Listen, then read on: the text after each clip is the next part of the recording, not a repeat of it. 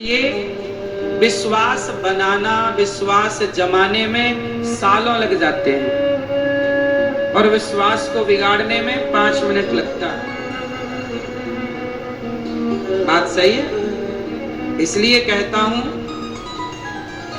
कि सीता मां उस प्रजा के साथ रहना ही नहीं चाहती जिस प्रजा को सीता माता पर भरोसा ना हो, और सच कहता हूं वहां नहीं रहना चाहिए जहां आप पर भरोसा ना हो।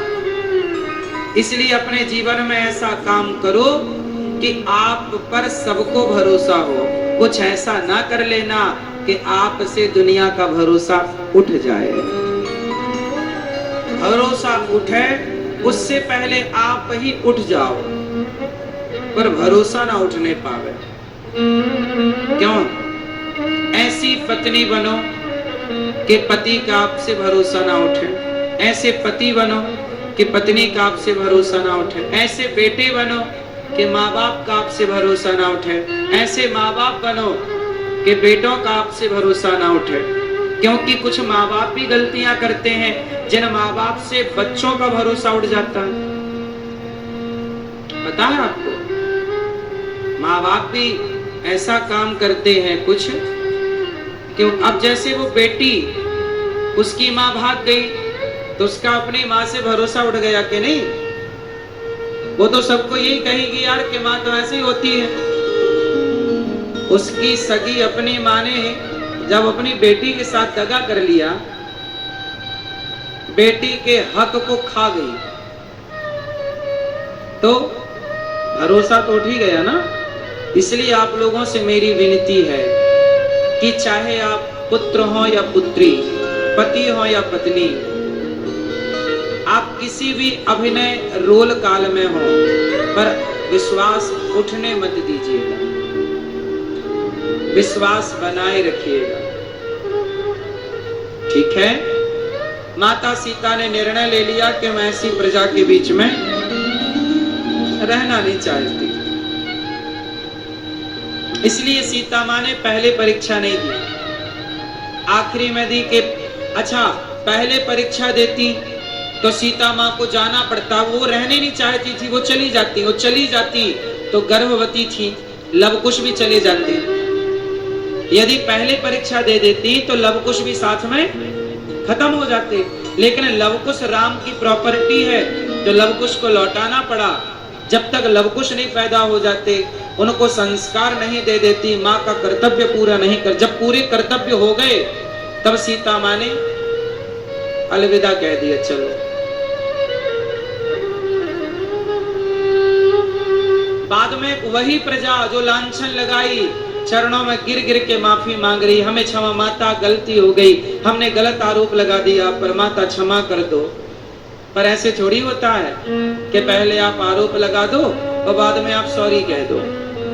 इसलिए कहता हूं कि अपने शब्दों को जरा संभालो, ऐसा किसी पर आरोप ना लगाओ कि बाद में आपको सॉरी की जरूरत पड़े। सॉरी बोलना चाहिए, बात सही है, गलतियां हो गई तो क्षमा मांग लेना, अच्छी बात है, लेकिन गलतियां कैसी आप कर रहे हैं ये भी तो देखो।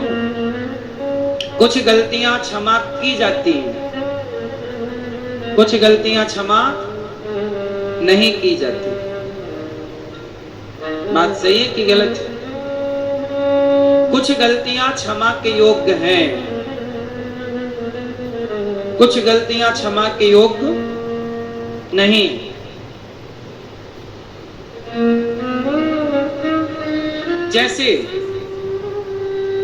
जैसे गुरु द्रोणाचार्य के पुत्र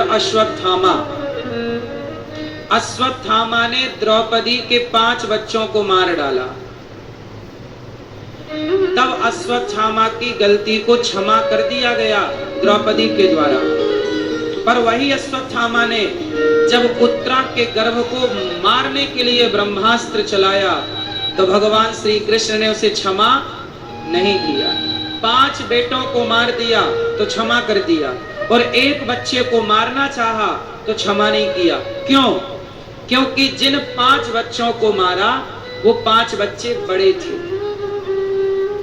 लेकिन ये जो उत्तरा का गर्भ था, ये बच्चा भी पैदा नहीं हुआ था, अभी माँ के पेट में था, और गर्भ के बच्चे को मारने अश्वत्थामा ने ब्रह्मास्त्र चलाया। तब भगवान ने कहा, अश्वत्थामा, तुमने पहले गलती की 5 बच्चों को मारने की, वो क्षमा कर दी, लेकिन ये बच्चा तो पैदा नहीं हुआ और तुम गर्भ को नष्ट करना चाह रहे हो। अब तुम्हारी गलती क्षमा करने के योग्य नहीं। फिर क्या हुआ? अश्वत्थामा के सिर की मणि निकालकर अपमान करके निकाला, और भगवान कृष्ण बोले, जा, मैं तुझे दंड देता हूं कि तू अमर हो जा। सवाल खड़ा हुआ, महाराज ये दंड है कि वरदान?